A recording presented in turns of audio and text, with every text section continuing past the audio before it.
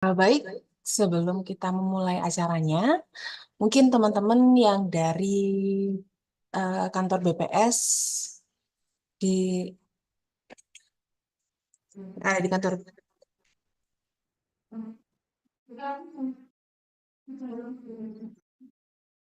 eh, bisa diajak ya untuk ikut webinar ini, ataupun juga teman-teman yang dari IAIN atau Uniska, silahkan diajak teman-temannya biar bisa gabung sama kita di sini.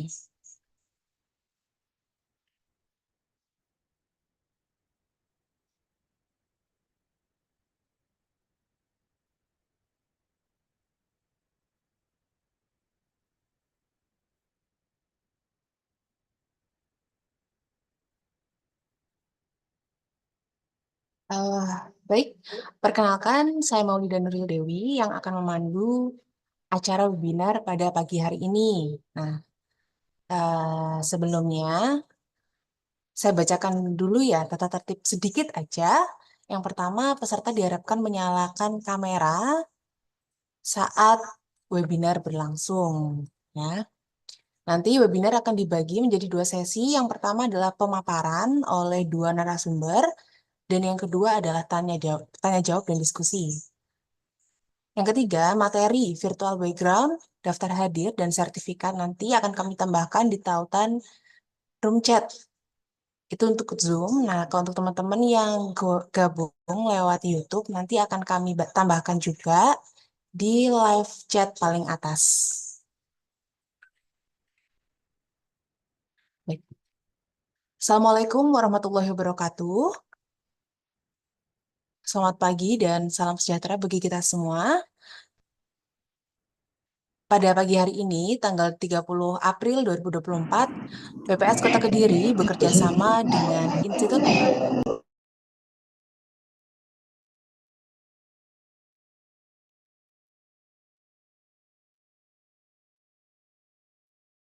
Nggak ada suaranya, Mbak.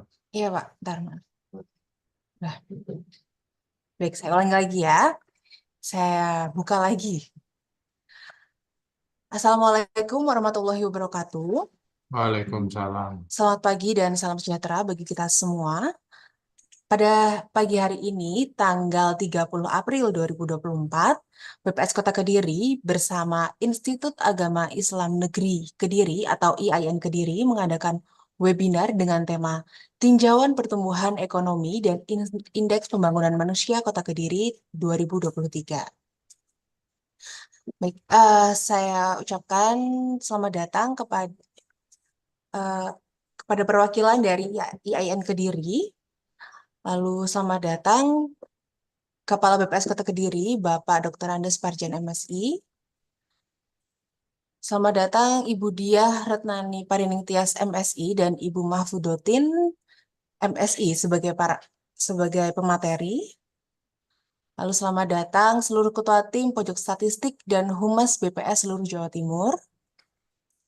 Selamat datang seluruh sivitas akademi dari IAIN dan Uniska, Diskominfo sebagai wali data, undangan, dan peserta webinar pada pagi hari ini.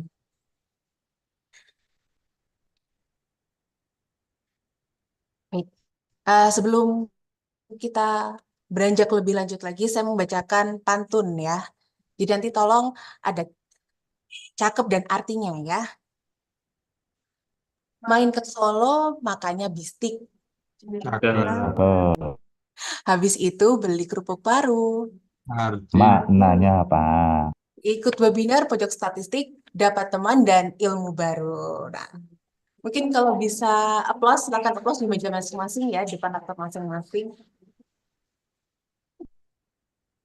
Nah, dan juga karena sekarang kan masih bulan Syawal ya, jadi perkenankan saya untuk mengucapkan Selamat Hari Raya Idul Fitri 1445 Hijriah, minal aidin wal faizin, mohon maaf lahir dan batin.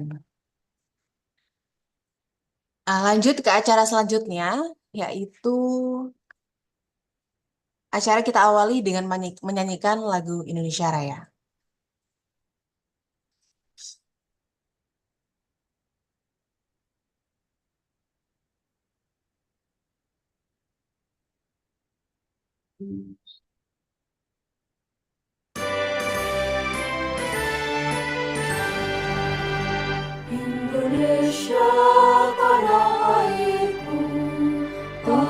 Indonesia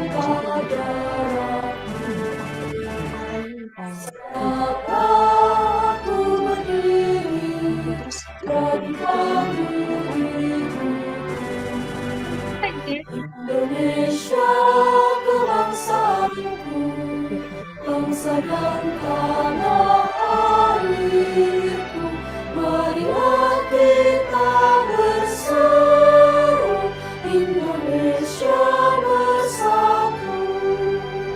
Hiduplah tanahku, hiduplah negeriku, bangsaku, rakyatku semuanya. Bangunlah jiwanya, bangunlah badannya, untuk Indonesia Raya. Indonesia Raya, merdeka, merdeka, tanahku negeriku yang tercinta. Indonesia Raya, merdeka, merdeka, hiduplah Indonesia Raya. Indonesia Raya, merdeka, merdeka, tanahku negeriku yang tercinta.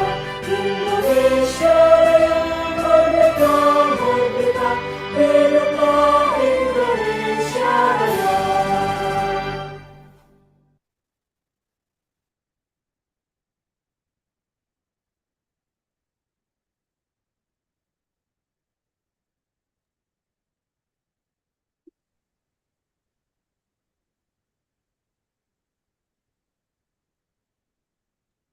Baik, selanjutnya adalah sambutan dari Kepala BPS Kota Kediri kepada Bapak Parjan, dipersilakan. Bismillahirrahmanirrahim. Bisa didengar suara saya? Bisa, Pak. Bisa. Assalamualaikum warahmatullahi taala wabarakatuh. Salam Waalaikumsalam sejahtera buat warahmatullahi kita semua dan selamat pagi. Yang terhormat Bapak Rektor IAIN Kediri atau yang mewakili, yang kami hormati Sivitas Akademika IAIN Kota Kediri, Dekan, Lektor, Dosen, yang saya hormati Sivitas Akademik Uniska atau Koordinator Pojok Statistik, yang saya hormati Koordinator Pojok Statistik BPS Kabupaten Kota yang sempat hadir pada pagi hari ini, yang saya hormati perwakilan dari Kominfo sebagai wali data, para narasumber, serta seluruh peserta yang berbahagia pada pagi hari ini. Pertama-tama patutlah kita panjatkan puji syukur kehadirat Allah Subhanahu wa Ta'ala, karena pada pagi hari ini kita masih bisa berkumpul di tempat ini dalam keadaan sehat walafiat. Walaupun kita hanya berkumpul melalui Zoom, melalui online, namun harapan kami mudah-mudahan apa yang kita lakukan di pagi hari ini bisa menambah wawasan buat kita semua yang hadir di pagi hari ini. Bapak Ibu sekalian, pada pagi hari ini kita melakukan webinar pertama kali, yaitu kerjasama BPS Kota Kediri dengan IAIN Kediri. Tentunya tidak lain dan tidak bukan tujuan dari webinar ini ingin memperkenalkan Si Ramah Cantik, yaitu serial Gerakan Mahasiswa Cinta Statistik. Kedepannya kita harapkan bahwa Gerakan Cinta Statistik di kalangan mahasiswa ini bisa semakin luas dalam artian selama ini masih banyak mahasiswa-mahasiswa yang kurang paham tentang statistik, bagaimana dan apa yang dilakukan oleh BPS dalam rangka penyajian statistik ini. Tentunya di dalam pojok statistik nanti ke depannya, mahasiswa baik itu dosen maupun peneliti, ketika membutuhkan data-data statistik tidak perlu datang lagi ke BPS Kota Kediri. Harapannya ke depan dengan adanya pojok statistik ini bisa menjadi jembatan di dalam pelaksanaan kegiatan statistik dan menyampaikan data-data yang dibutuhkan baik akademisi maupun mahasiswa yang ingin melakukan penelitian maupun penyusunan tesis, penyusunan skripsi, dan lain-lain. Juga dalam pojok statistik ini, kedepannya juga ada pelayanan konsultasi statistik, pemilihan dan pembinaan agen statistik. Jadi nanti teman-teman mahasiswa ini bisa menjadi agen statistik yang bisa menyampaikan produk-produk apa saja, data-data apa saja yang dihasilkan oleh BPS Kota Kediri. Juga dalam pengelolaan pojok statistik ini, nanti juga akan ada pojok statistik virtual. Juga di sisi lain juga akan memberikan edukasi statistik, misalnya webinar, kuliah umum, kuliah praktisi, dan sosialisasi pembinaan statistik sektoral. Tentunya ke depan ingin membangun, memasyarakatkan statistik yang lebih luas, karena ini sudah berjalan hampir sekitar 3 tahun. Dan pojok statistik ini tidak hanya di Kota Kediri saja, namun juga di seluruh Indonesia.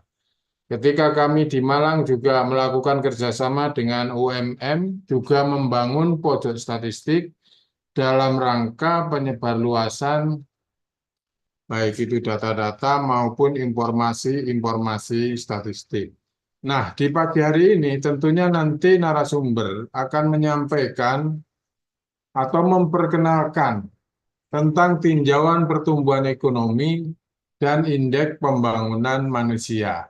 Jadi pertumbuhan ekonomi Kota Kediri itu seperti apa gambarannya, terus apa saja yang menjadi penopang ekonomi di Kota Kediri, nanti akan disampaikan secara detail oleh narasumber yaitu Ibu Diah Retnani, dan juga akan menyampaikan indeks pembangunan manusia.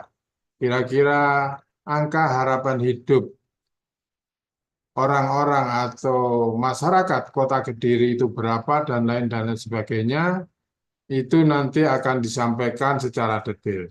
Mudah-mudahan yang hadir pada pagi hari ini, nanti ketika selesai disampaikan, bisa dilakukan tanya jawab, kalau ada yang kurang paham, ada yang kurang mengerti, sehingga nanti bisa dijelaskan secara detail. Mungkin itu yang disampaikan pertama kali, tentunya nanti berikutnya kami ingin melakukan webinar kembali untuk menyampaikan produk-produk apa saja yang dilakukan dan dihasilkan oleh BPS Kota Kediri. Mungkin itu gambaran dari saya yang perlu saya sampaikan kepada Bapak Ibu sekalian yang hadir pada pagi hari ini. Mudah-mudahan kegiatan ini berjalan dengan lancar, dengan sukses, dan nanti ke depannya bisa menambah wawasan lebih baik lagi bagi para yang hadir pada pagi hari ini, dan khususnya mahasiswa, sivitas akademik, baik itu IAIN maupun Universitas Kediri, serta seluruh peserta yang hadir pada pagi hari ini. Mungkin itu yang saya sampaikan. Sekali lagi saya ucapkan terima kasih. Wassalamualaikum warahmatullahi taala wabarakatuh. Waalaikumsalam warahmatullahi wabarakatuh. Baik, terima kasih kepada Bapak Parjan atas sambutannya. Nah, agar semakin lancar ya acara pada pagi hari ini, mari kita panjatkan doa kepada Allah Subhanahu wa taala yang akan dipimpin oleh Saudara Alim Solahuddin. Kepada Saudara Alim dipersilakan.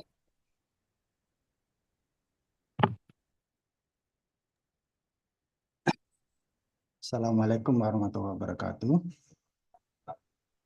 Selamat pagi dan salam sejahtera bagi kita semua. Hadirin yang berbahagia, marilah kita berdoa dengan khusyuk dan ikhlas. Menurut agama dan keyakinan kita masing-masing, izinkanlah saya akan memanggilnya secara Islam. Berdoa mulai. Bismillahirrahmanirrahim. Alhamdulillahirabbil alamin. Allahumma salli ala Muhammad wa ala alihi wa sahbihi wa sallim. Allahumma ya Allah, بأننا نشهد أنك أنت الله لا إله إلا أنت الأحد الصمد لم يلد ولم يولد ولم يكن له كفوا أحد رضينا بالله ربا وبالإسلام دينا وبمحمد نبيا ورسولا. Allahumma ya Allah ya Tuhan kami, tiada kata dan rasa yang pantas kami haturkan kepadamu pada pagi hari ini selain bersyukur kami padamu atas segala nikmat dan hidayah yang sudah Engkau anugerahkan kepada kami, sehingga kami bisa hadir bersama untuk mengikuti kegiatan webinar Pojok Statistik BPS Kota Kediri. Untuk itu ya Allah, ya Rahman, ya Karim, jadikanlah acara ini acara yang Engkau ridhoi, yang membawa barokah, rahmat, taufik, dan hidayah-Mu buat kami semua. Ya Allah, ya Tuhan kami, izinkanlah kami memohon, jadikanlah pertemuan kami ini sebagai ajang silaturahim antar kami, sebagai penyegar, pembangkit, dan penggugah semangat kami dalam meningkatkan kualitas tugas dan kewajiban kami kepada bangsa dan negara kami, untuk menyatukan pandangan kami terhadap pentingnya data demi kemajuan daerah kami, dan juga sebagai wujud syukur kami dan penghambaan kami kepadamu. Ya Allah yang Maha Mengetahui, ilmu-Mu begitu luas tak terbatas. Oleh karena itu, anugerahkan kepada kami ilmu yang bermanfaat sebagai bekal kami dalam menjalani hidup ini, dan berilah kami kekuatan untuk mengamalkan dan menyebarluaskan ilmu yang telah Engkau anugerahkan kepada kami. Limpahkanlah kepada kami yang hadir pada acara kali ini kesehatan, kekuatan, kemudahan, dan keikhlasan, serta kearifan dan kecerdasan dalam mengikuti kegiatan ini. Ya Allah yang Maha Pengampun, kami sadar, ya Allah, tak sedikit pun kami bebas dari kesalahan, baik itu disengaja ataupun tidak. Tak sejengkal pun di hati kami yang bebas dari kesombongan, kealpaan, kehinaan. Ampunkanlah dosa-dosa kami, ya Allah. Ampunkanlah dosa-dosa kedua orang tua kami, para pemimpin kami, dan orang yang telah berjasa dalam membentuk kami seperti sekarang ini. Karena bila Engkau tidak ampuni, niscaya kami akan selamanya dalam kehinaan. Ya Allah, ya Tuhan kami, akhirnya kami hanya berharap bahwa Engkaulah satu-satunya yang akan mendengar keluh kesah kami, dan hanya Engkaulah yang akan mengabulkan setiap permohonan kami. Rabbana zalamna anfusana wa illam taghfir lana wa tarhamna lanakunanna minal khasirin. Rabbana atina fid dunya hasanah wa fil akhirati hasanah wa qina adzabannar wa adkhilna jannata ma'al abrar. Sallallahu ala Muhammad wa ala alihi wasallam. Walhamdulillahi rabbil alamin. Assalamualaikum warahmatullahi wabarakatuh.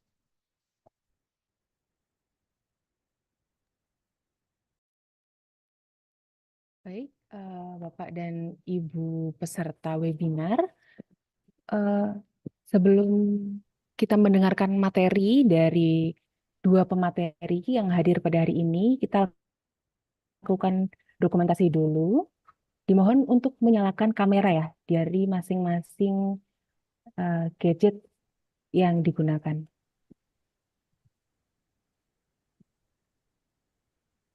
Nih. Baik, monggo diaktifkan kameranya. Saya mulai ya. 1, 2, 3. Satu lagi.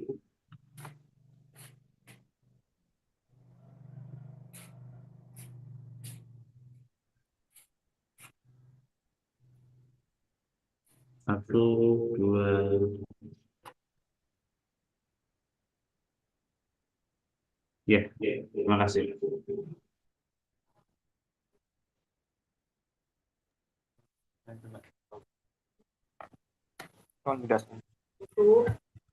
Sorry.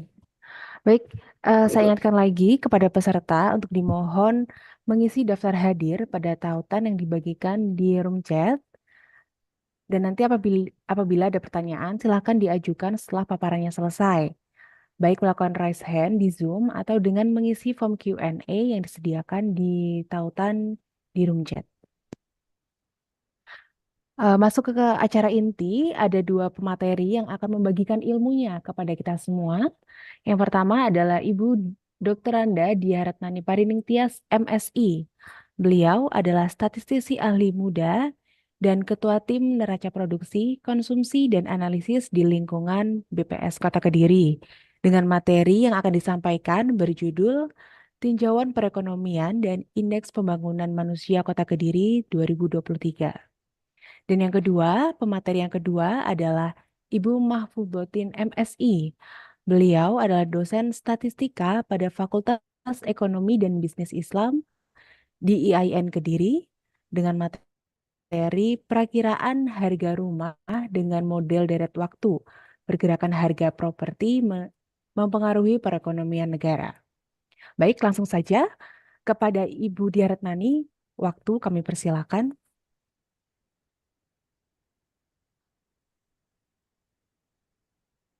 Terima kasih atas waktu yang diberikan, Mbak Moderator. Assalamualaikum warahmatullahi wabarakatuh. Selamat pagi dan salam sejahtera bagi kita semua.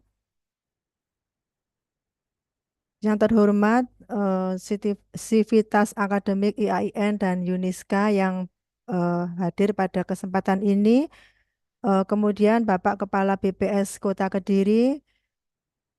Yang berikutnya adalah teman-teman koordinator pojok statistik BPS se-Jawa Timur yang berkesempatan hadir. Kemudian dari Dinas Kominfo Kota Kediri selaku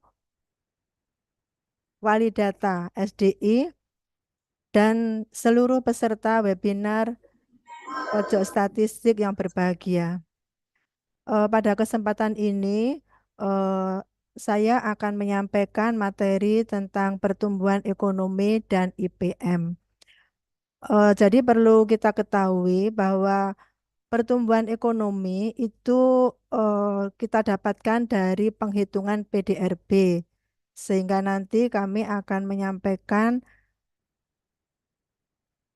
materi tentang pertama-tama tentang PDRB. Mungkin bisa dilihat slide-nya.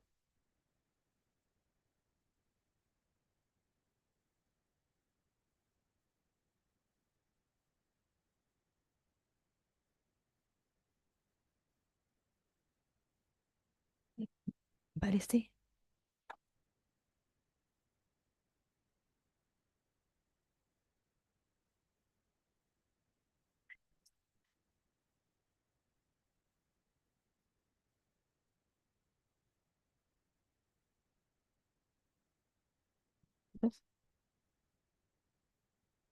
Ya, ya. Oh, jadi ini tinjauan pertumbuhan ekonomi dan indeks pembangunan manusia yang akan disampaikan pada kesempatan saat ini. Pertama adalah tentang PDRB. PDRB Produk Domestik Regional Bruto, yaitu nilai tambah bruto seluruh barang dan jasa yang tercipta atau dihasilkan di wilayah domestik suatu negara, yaitu seperti provinsi dan kabupaten atau kota, yang timbul akibat berbagai aktivitas ekonomi dalam suatu periode tertentu tanpa memperhatikan apakah faktor produksi yang dimiliki itu residen atau non-residen. Kemudian penyajian PDRB itu adalah PDRB atas dasar harga konstan atau ADHK dan juga PDRB atas dasar harga berlaku ADHB. Jadi di sini adalah produk domestik, ya, domestik suatu wilayah. Sehingga ketika kita berbicara tentang PDRB Kota Kediri, yaitu kita akan melihat secara wilayah Kota Kediri, penghitungan PDRB di Kota Kediri, yaitu nilai tambah bruto dari seluruh barang dan jasa yang dihasilkan di wilayah Kota Kediri, seperti itu.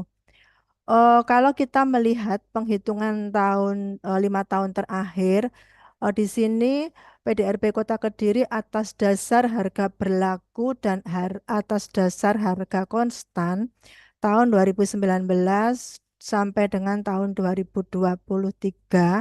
Di sini ekonomi Kota Kediri cenderung menunjukkan tren pertumbuhan pada tahun 2019 dan 2023 sampai dengan Jadi memang kalau kita melihat grafik ini, kalau yang yang oranye ini, orange ini adalah atas dasar harga konstan. Ini artinya nilainya sebenarnya naik naik terus, kecuali di tahun 2020 ketika terjadi pandemi itu memang nilai PDRB-nya turun.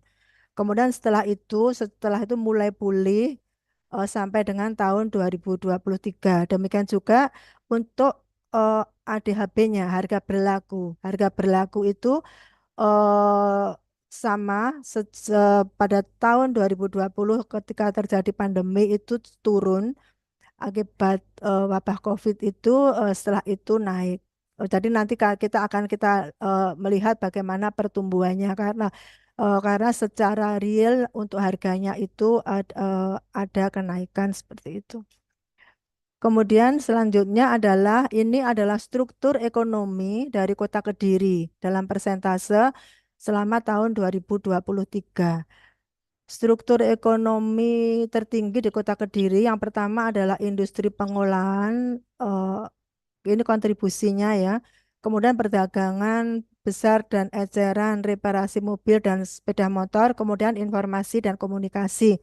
Kalau kita melihat di sini memang industri pengolahan cukup luar biasa kontribusinya, hampir 80%, karena kita ketahui bahwa di Kota Kediri ada eh, perusahaan raksasa ya, PT Gudang Garam yang demikian besar produksinya sehingga menyebabkan struktur PDRB Kota Kediri menjadi struktur yang unik, yaitu di mana industri pengolahan mendominasi mendominasi cukup tinggi 80%, sehingga sisanya sekitar 20% itu ada di 16 kategori.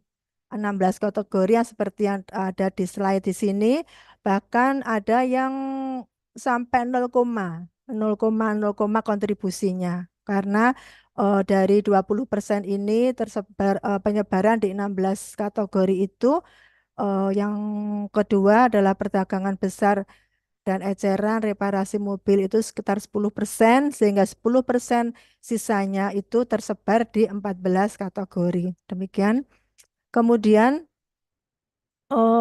di sini adalah kami mencoba mengeluarkan industri pengolahan. Jadi kategori C itu kita keluarkan supaya kita bisa melihat sebenarnya struktur ekonomi real di Kota Kediri itu bagaimana gambarannya.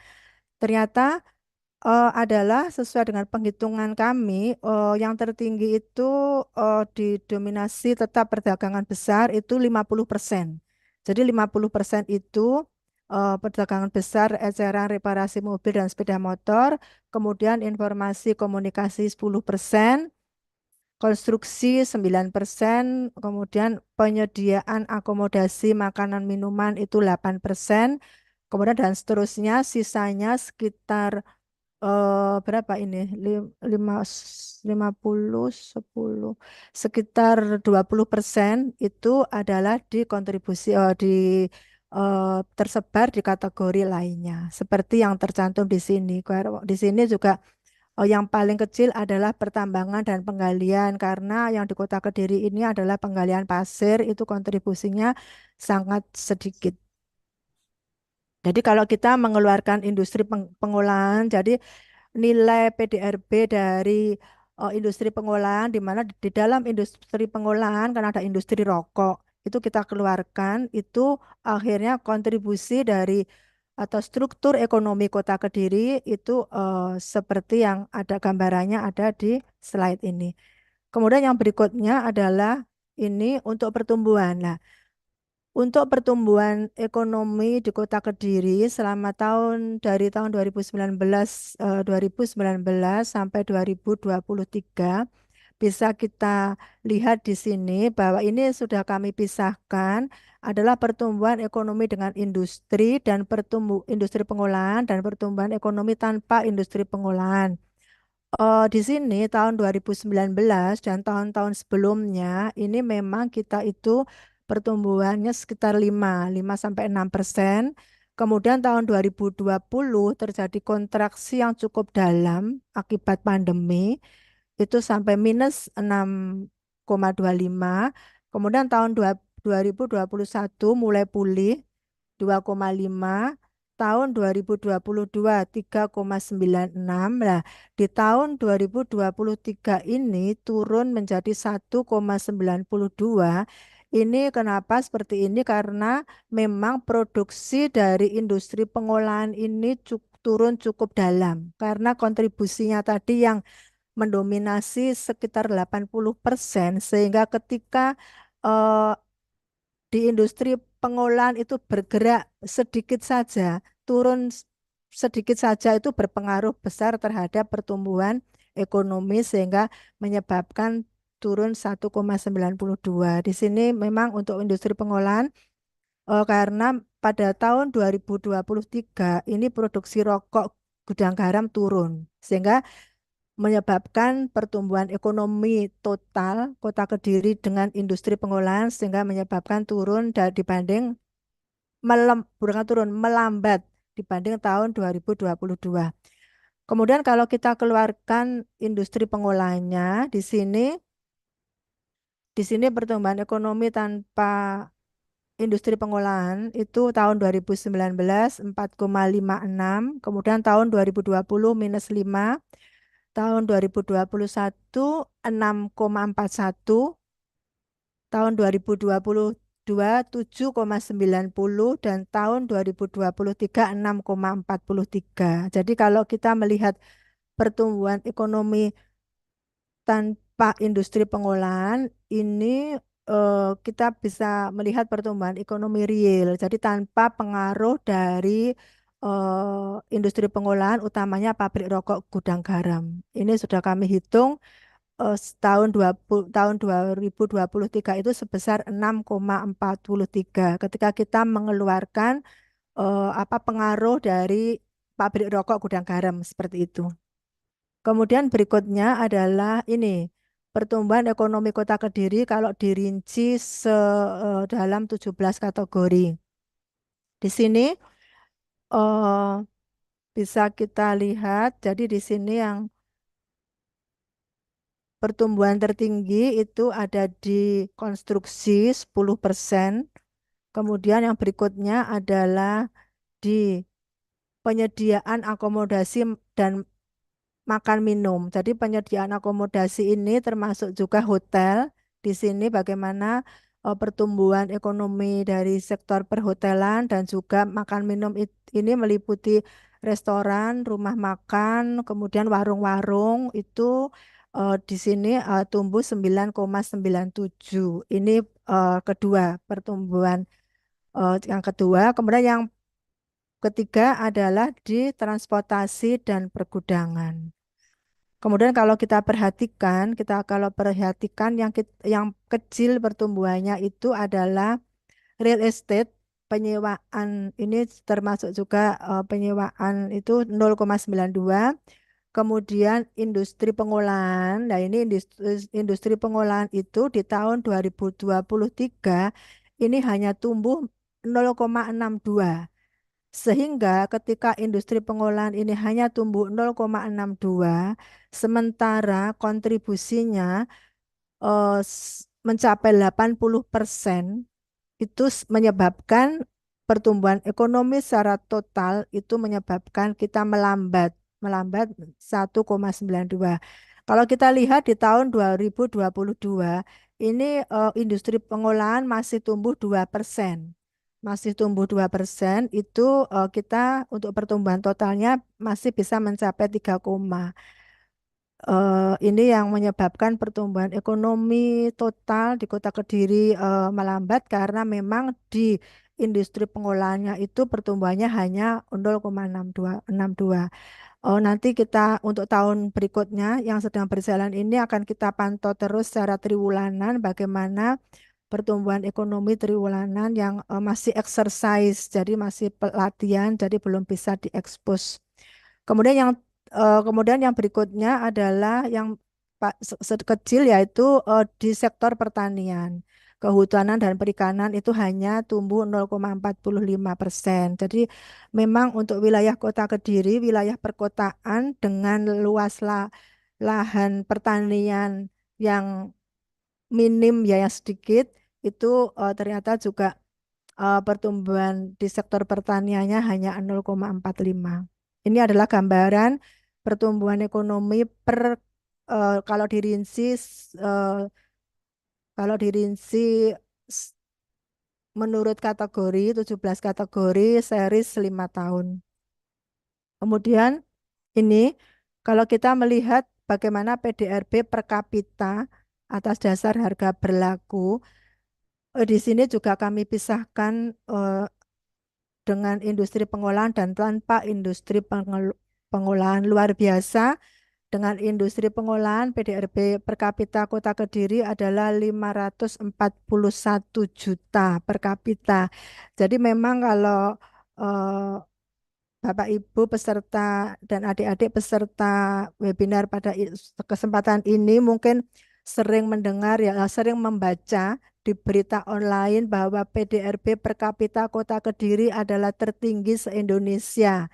Jadi ini memang ini PDRB ya, PDRB per kapita. Jadi PDRB per kapita itu ini PDRB per kapita. PDRB per kapita Kota Kediri ini juga terpengaruh dari produksi dari pabrik rokok Gudang Garam. Jadi kalau PDRB per kapita itu berbeda dengan pengeluaran per kapita, apalagi pendapatan per kapita. Karena di BPS tidak ada survei pendapatan. Kita untuk pendapatan per kapita itu melalui pendekatan dari pengeluaran per kapita yang dihitung setiap tahun melalui survei yang dilakukan rutin oleh BPS, yaitu dari Susenas. Itu nanti ada pengeluaran per kapita itu nanti apa ekuivalen atau itu adalah pendekatan eh, eh, bisa digambarkan sebagai pendekatan dari pendapatan per kapita. Nah, untuk pendapatan atau pengeluaran per kapita itu memang real. Jadi dari survei itu masih wajar. Tapi di sini kalau di sini adalah PDRB per kapita. PDRB per kapita di sini memang tinggi sekali 541 juta per kapita. Kita tidak bisa membayangkan oh berarti di Kota Kediri ini setiap orang itu apakah menikmati senilai ini tidak bisa di tidak bisa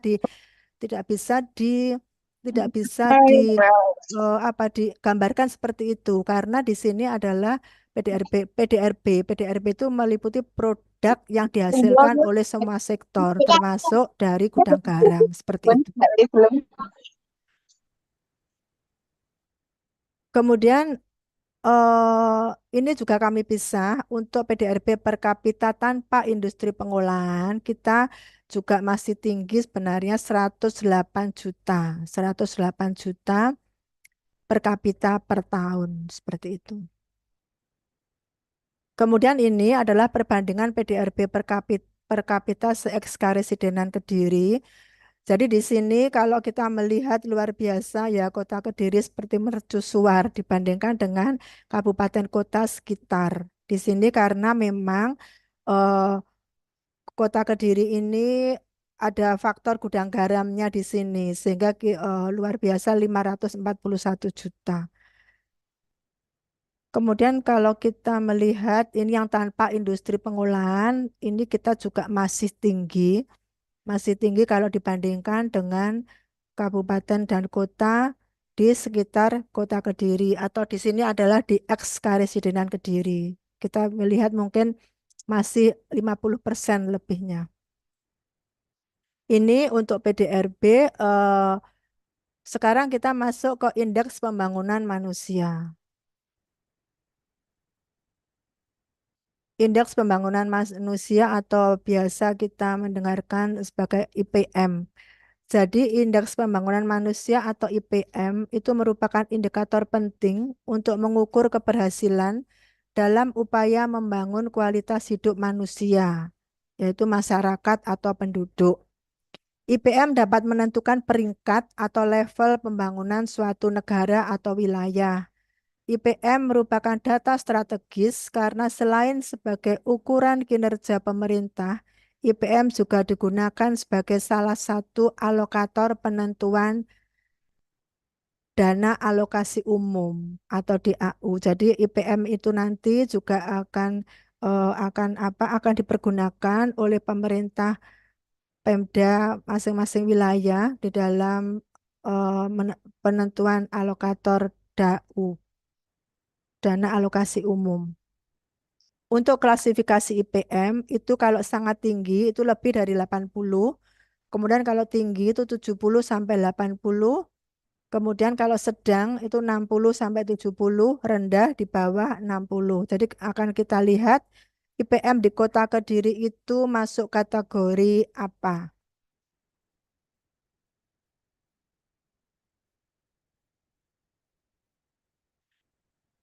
Berikutnya adalah indeks pembangunan manusia ini ada 3 komponen, yaitu pertama komponen usia harapan hidup atau UHH ini merefleksikan derajat kesehatan dan derajat dan kesejahteraan masyarakat.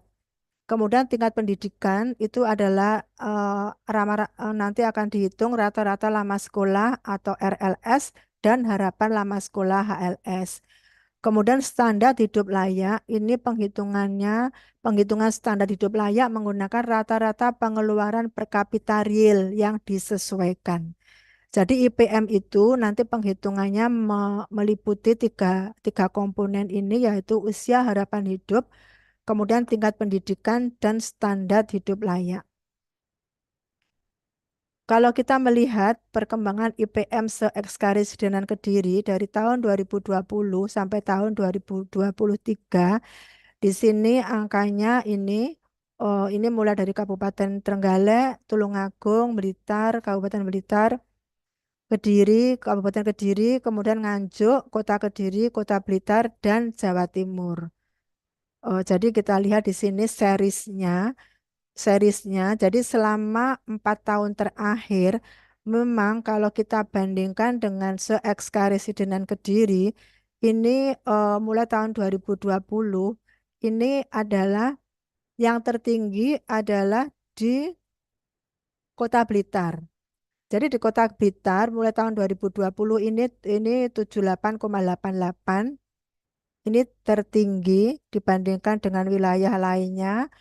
Kemudian tahun 2021 itu 79,27. Ini juga paling tinggi. Kemudian tahun 2022 80,15. Ini juga paling tinggi. Kemudian di tahun 2023 ini ada pergeseran. Ini di tahun 2023 itu hasil penghitungan IPM itu Kota Kediri sekarang paling tinggi di antara kabupaten dan kota se-Ekskarisidenan Kediri. Jadi kalau di sini kalau kita perhatikan tabel ini, Kota Kediri 80,97, Kota Blitar 80,78. Untuk penghitungan selanjutnya akan ada ini. Jadi kalau kita dilihat di sini, kalau ini itu tadi sebelumnya berupa tabel, kalau ini berupa grafik. Jadi kalau kita lihat di sini yang series dari se-Ekskarisidenan Kediri ini kalau kita bandingkan dengan Jawa Timur, di sini Kota Kediri dan Kota Blitar itu masih di atasnya angka IPM Jawa Timur. Seperti itu yang kondisi yang terakhir di IPM Provinsi Jawa Timur itu 74,95. Jadi untuk Provinsi Jawa Timur ini perhitungannya itu meliputi 38 kabupaten kota se-Jawa Timur. Ini ternyata untuk Kota Kediri dan Kota Blitar masih di atas angka Jawa Timur.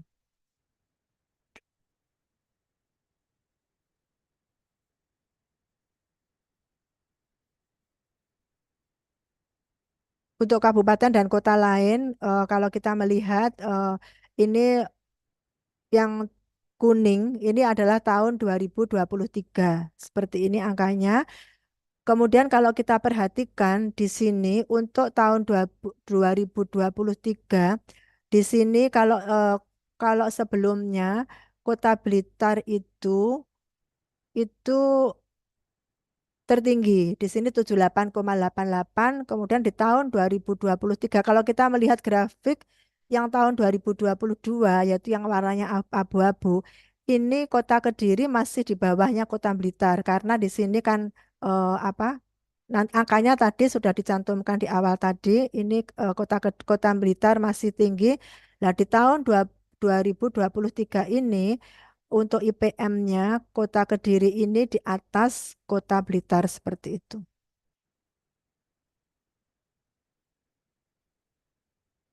Lebih tinggi dari IPM Kota Blitar.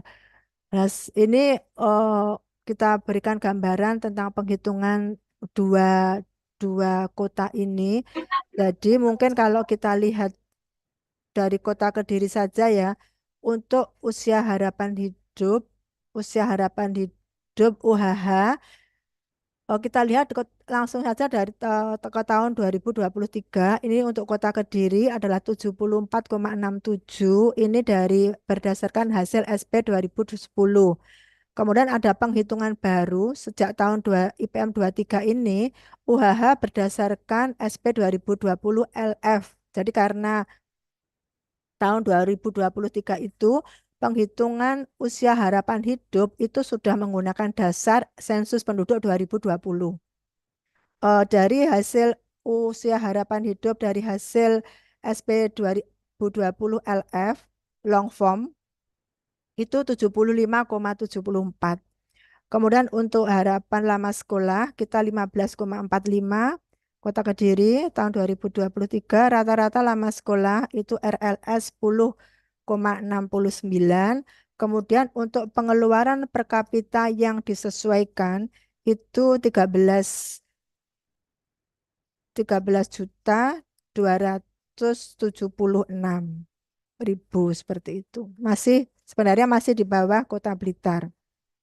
Sehingga angka IPM total di sini untuk Kota Kediri 80,97, untuk Kota Blitar 80,78. IPM Kota Kediri pada tahun 2023 lebih tinggi dari IPM Kota Blitar dikarenakan adanya peningkatan UHH hingga 0,3 di Kota Kediri, sedangkan di Blitar hanya 0,26. Ini adalah gambaran dari IPM gambaran dari IPM.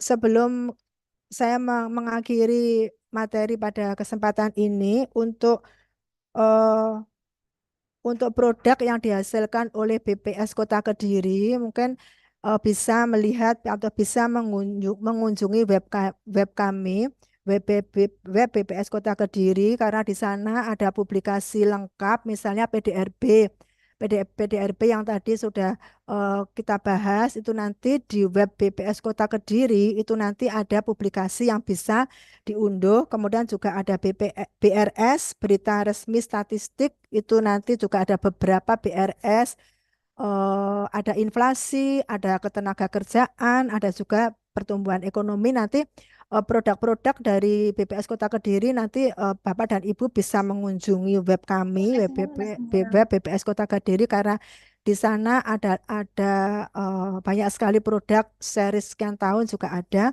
Nanti bisa mengunjungi web dari BPS Kota Kediri. Demikian paparan yang bisa kami sampaikan. Nanti bisa Bapak dan Ibu bisa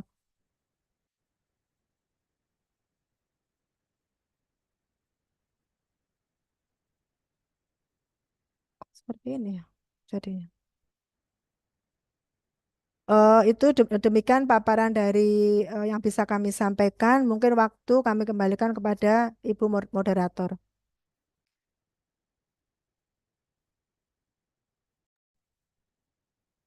Baik, terima kasih kepada Ibu Diaratnani atas paparannya. Nah, sebelum kita lanjut ke paparan yang kedua, saya mau menyampaikan selamat datang kepada Bu Sri Haryanti MM, ya, Ketua Laboratorium Kewirausahaan FEBI IAIN Kediri, mewakili wakil dari Bapak Dekan FEBI yaitu Bapak Anas. Baik, Nah, mungkin teman-teman sudah ada yang mau ditanyakan, ada yang mau ditanyakan, disimpan dulu, ditulis dulu karena kita ke materi yang kedua, yaitu tentang perakiraan harga rumah dengan model deret waktu, pergerakan harga properti mempengaruhi perekonomian negara, yang akan disampaikan oleh Ibu Mahfudotin MSI. Kepada Ibu Mahfudotin, dipersilakan.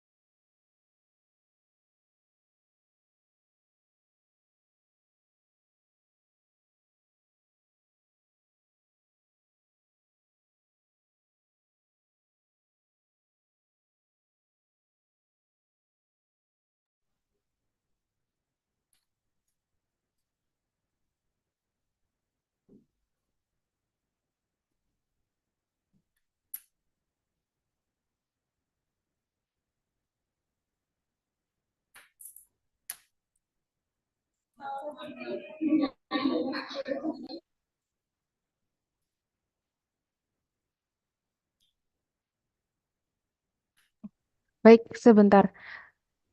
Kepada Ibu Mahfudotin, Nggih, ya, tadi sempat tidak ada kelempar ya, Bu? suara. Oh Nggih. iya, makanya saya Iya, mohon mati. maaf, nggih. Saya juga mohon Saya maaf. yang tidak mendengarkan dari Mbak Iya. Maulida Nuril Sebentar. ngapunten nih. Nggih. Oh, kita tunggu dulu ya. Apa namanya? Nggih. Hostnya untuk Nggih. share screen, ya. Nggih.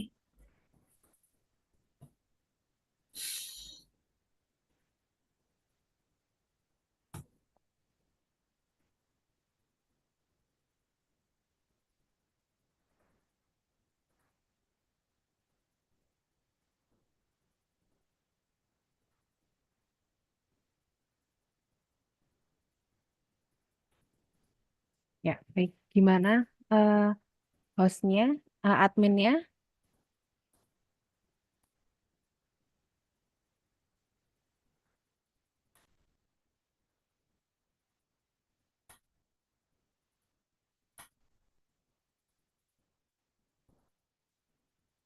Oh, nggih.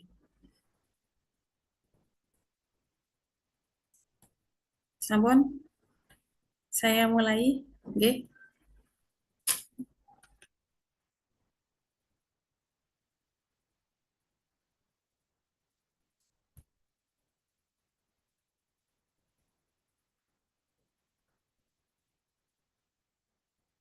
Nggih.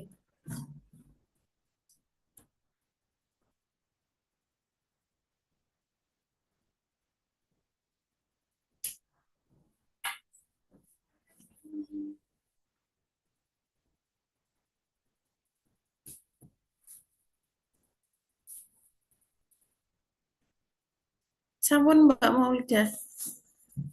Ya. Sampun, sudah bisa Sampun, dimulai. silakan Oh, nggih. untuk menyampaikan materinya.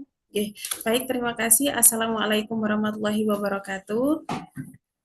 Yang terhormat Bapak Kepala Badan Pusat Statistik Kota Kediri, kemudian yang kami hormati Bapak Rektor IAIN Kediri beserta jajarannya, Bapak Dekan, dan Ibu Kepala Laboratorium Kewirausahaan Fakultas Ekonomi dan Bisnis Islam IAIN Kediri. Terima kasih pula kepada teman-teman yang bergabung, yang berbahagia.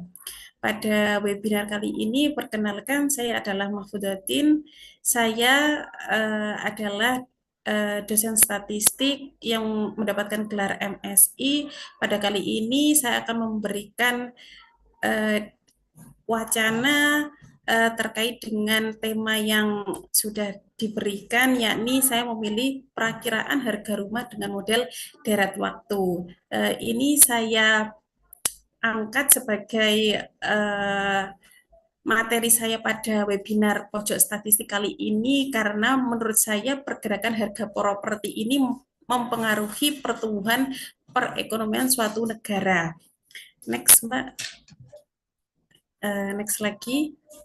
Nah, lagi, rumah merupakan salah satu kebutuhan pokok bagi manusia, dan itu menjadi hal utama bagi kehidupan manusia karena dengan rumah itu akan memenuhi salah satu sandang pangan papan. Jadi seseorang bisa dikatakan hidupnya sejahtera apabila memiliki rumah. Lalu letak strategis, bentuk, ukuran rumah, dan konstruksi pembuatan rumah merupakan aspek-aspek yang membuat penghuninya merasa aman dan nyaman. Nah, inilah yang menarik untuk dikaji. Selanjutnya,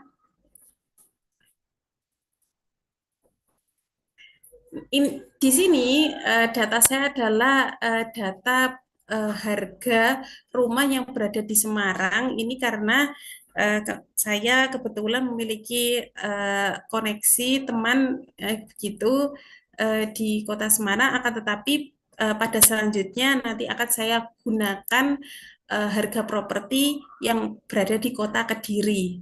Nah, Kota Semarang ini memiliki jumlah penduduk sekitar 2 juta jiwa yang merupakan kota metropolitan yang terdapat perguruan tinggi negeri maupun swasta yang itu adalah menjadi daya tarik Kota Semarang. Oleh karena itu ini menarik untuk dikembangkan atau diteliti gitu terkait dengan perkembangan harga rumah di Kota Semarang yang membantu agar akan menjadi penentu keputusan investasi dalam bidang properti. Selanjutnya, nah tujuan dari presentase ini itu adalah di bidang statistik begitu. Saya ingin melihat model deret waktunya itu dengan melihat tren gitu. Tren minat masyarakatnya yang membeli tanah itu bagaimana? Nah, nanti kita lihat. Lalu melihat tren harga tanahnya itu seperti apa dan memprediksi harga rumah di beberapa waktu ke depan. Jadi tujuan saya ini adalah memperkenalkan model statistik yang namanya adalah time series atau model deret waktu kepada teman-teman. Seharusnya teman-teman lebih dikaji lebih lanjut saat teman-teman nanti studi S1, S2 maupun S3.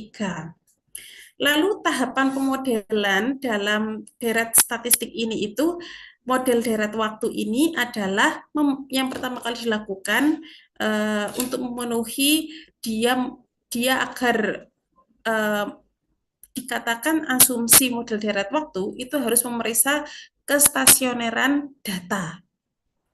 Apabila data tidak stasioner, maka perlu dilakukan suatu transformasi atau differencing suatu data asli tersebut. Lalu jika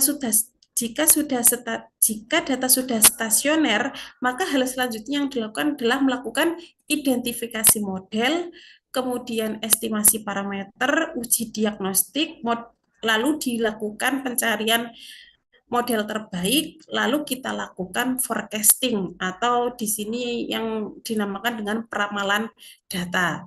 nanti akan saya terangkan differencing agar data menjadi stasioner itu bagaimana, lalu stasioner itu seperti apa, nanti akan saya terangkan di belakang. Nah, deret waktu itu apa memangnya? Deret waktu itu adalah serangkaian pengamatan terhadap suatu variabel yang diambil dari waktu ke waktu yang biasanya ditulis dalam barisan peubah acak gitu.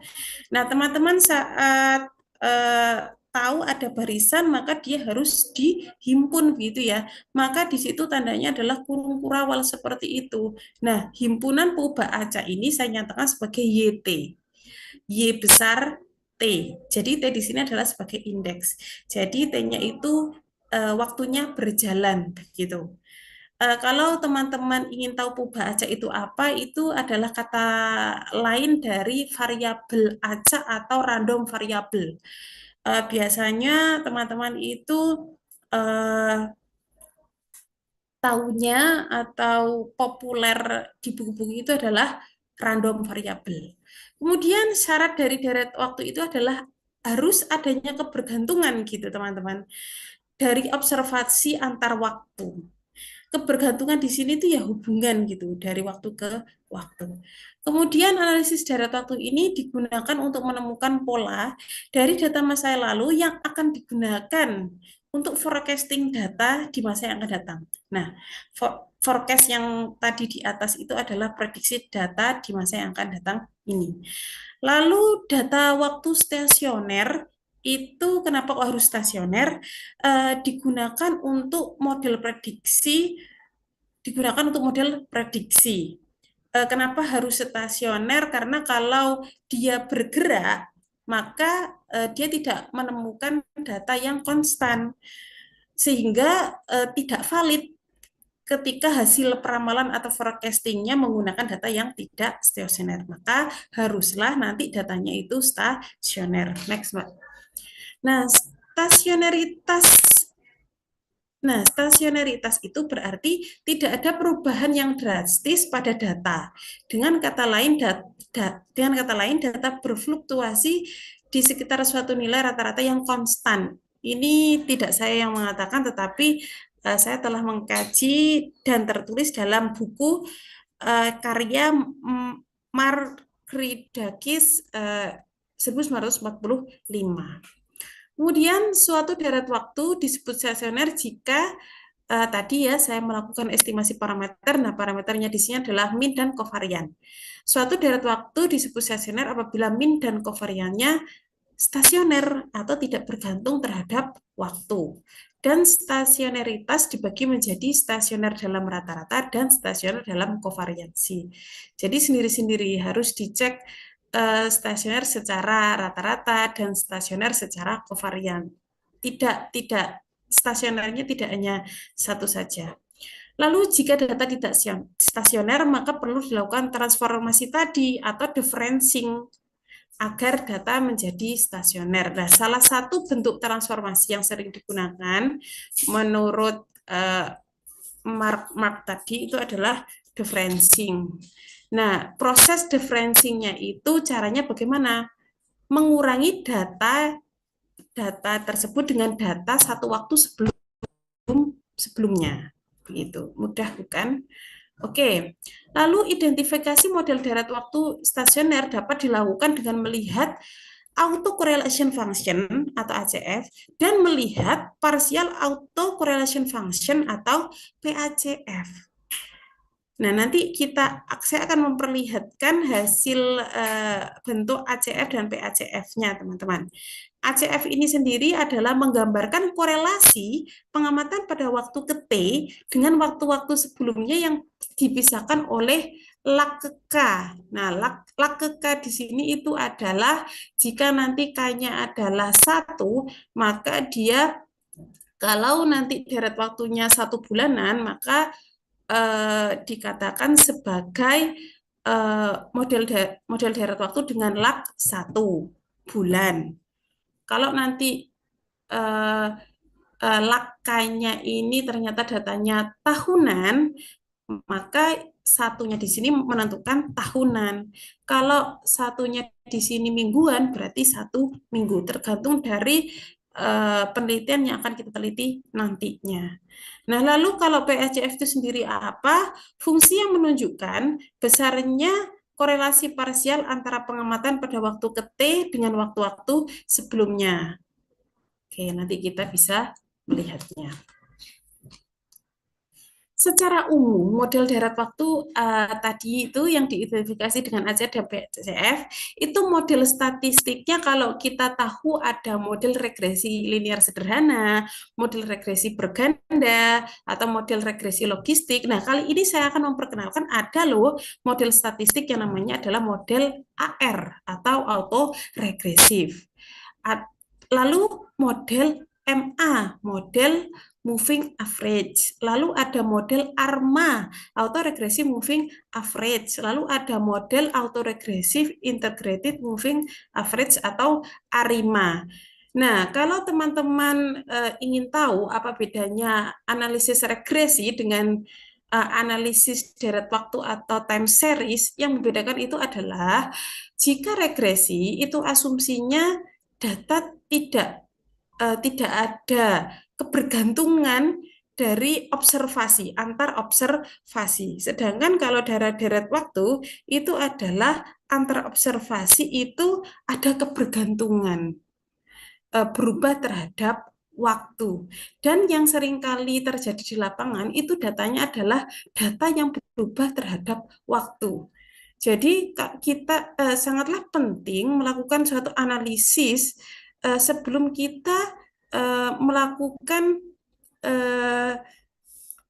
penetapan model statistik gitu. Kita maunya meneliti apa nih? Mau meneliti curah hujan begitu.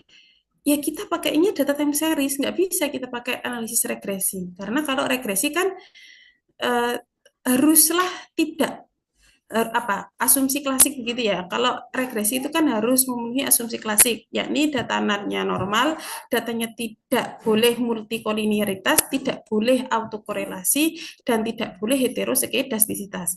Nah, sedangkan time series ini haruslah multiko, haruslah autokorelasi, dan haruslah hetero, harus terjadi hetero begitu. Jadi antitesis sekali begitu ya, anti sekali dari regresi dan model time series. Menarik sekali ini bagi mahasiswa yang ingin melakukan tugas akhir gitu dengan menggunakan model time series atau deret waktu. Jadi tidak melulu regresi terus. Ya, selanjutnya.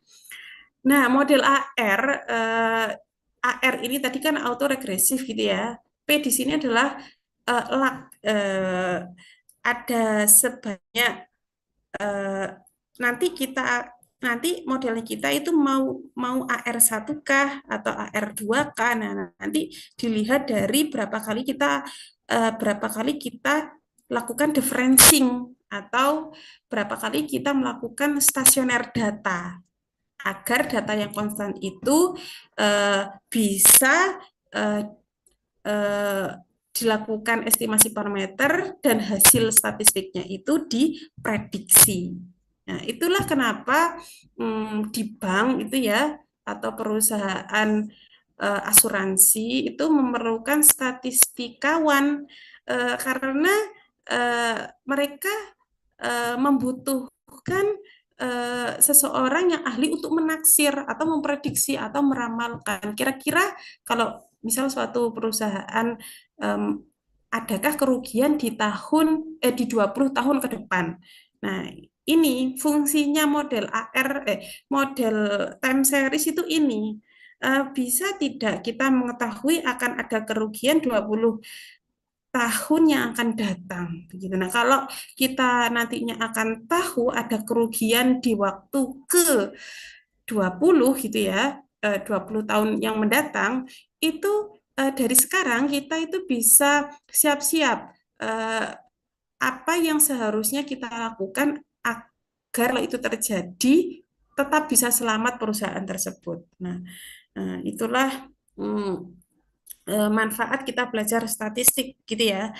Nah, Model ARP ini secara umum ya saya menuliskannya itu adalah YT sama dengan ini namanya V gitu ya. V1 YT-1 ditambah V2 YT-2 ditambah titik-titik sampai VP YT-P karena kan tadi ARP gitu ya. Ditambah jangan lupa ET. Jadi dalam suatu penelitian itu pasti ada errornya. Jika semakin kecil suatu error, maka analisis statistik kita itu akan mendekati apa yang terjadi di lapangan.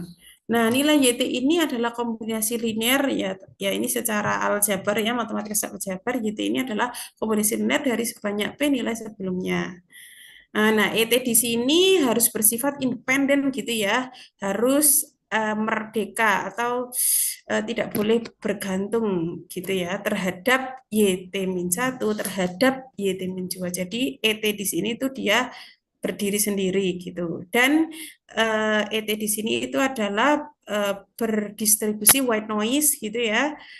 Dengan 0 di sini menunjukkan min atau rata-ratanya 0 dan kovariansinya itu di sini adalah sigma E begitu. Jadi E di sini indeks E sigma E di sini menandakan bahwa dia adalah miliknya error tadi. Selanjutnya model MA secara umum seperti AR hanya saja untuk membedakan ini saya menggunakan theta ya, tapi kita tidak bergantung terhadap Y lagi, tapi bergantung pada white noise, pada E, bergantung pada errornya begitu. Maka MI itu jarang sekali dihasilkan sebagai model yang terbaik gitu, sarankan sebagai model terbaik gitu. Jarang sekali ya MA ini. Biasanya yang sering muncul dikatakan sebagai model yang terbaik itu adalah yang mengandung AR gitu. Misal ARMA atau ada nanti GARCH, generalized, autoregressive, conditional, heteroskedasticity dan seterusnya. Nah, nanti bisa dipelajari di statistik. Next saja.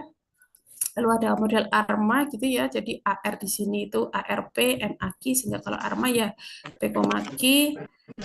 Lanjut saja. Kalau ARIMA itu ARIMA P, D, Q, yang mana D-nya ini menunjukkan differencing gitu ya. Agar data mencapai stasioner itu haruslah di differencing berapa kali. Nah, ini menunjukkan D-nya. Lalu next lagi. Nah, ini ya estimasi parameter itu bisa dilakukan dengan beberapa cara, yakni dengan metode momen, dengan metode kuadrat terkecil, dan maksimum likelihood. Dulu skripsi S1 saya, itu saya menggunakan maksimum likelihood, begitu. Jadi nanti ada tingkat kesulitan tersendiri gitu ya, terhadap ketiga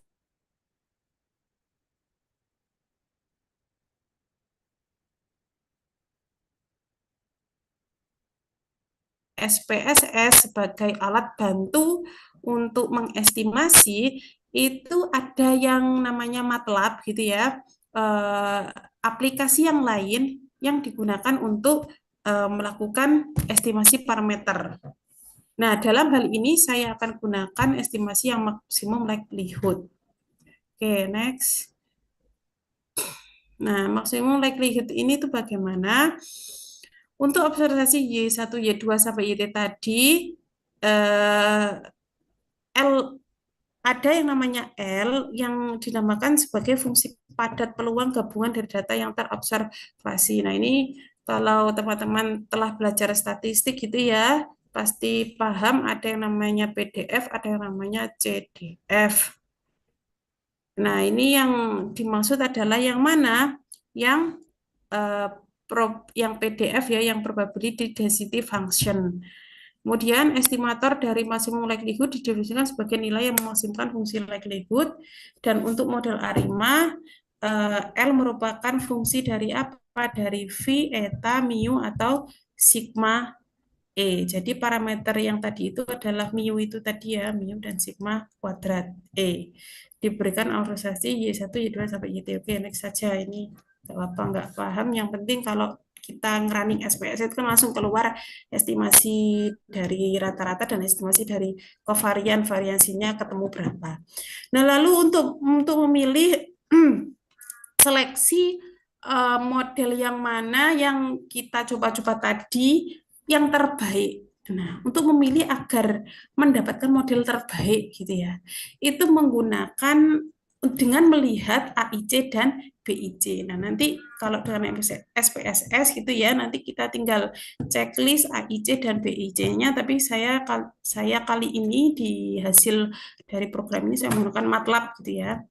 Model yang terbaik adalah yang memberikan nilai AIC dan BIC yang minimum. Jadi kita nanti lihat AIC, BIC yang minimum. Next. Alur pengerjaannya adalah melakukan analisis frekuensi penjualan tanah, lalu melihat analisis harga penjualan tanah, lalu partisipasinya itu bagaimana. Oke, next. Tadi ya asumsi pemodelannya ukuran kamar mandi, kamar pembantu. Kalau ada kamar mandi pembantu untuk setiap tipe rumah sama, lalu harga tanah per minggu yang mana tidak ada penjualan diasumsikan sama dengan harga tanah pada minggu sebelumnya. Jadi diasumsikan harga tidak sama dengan minggu-minggu yang sebelumnya. Nah, ini seperti ini. Ini adalah plot dari data yang 2001 sampai 2023 tadi itu ya. Jadi terlihat sekali ada nilai ekstrim gitu ya, fluktuatif sekali gitu. Lalu next. Dari data tersebut terlihat bahwa data frekuensi penjualan tidak stasioner. Oke, tadi itu nggak stasioner teman-teman. Frekuensinya cenderung naik dengan bertambahnya waktu.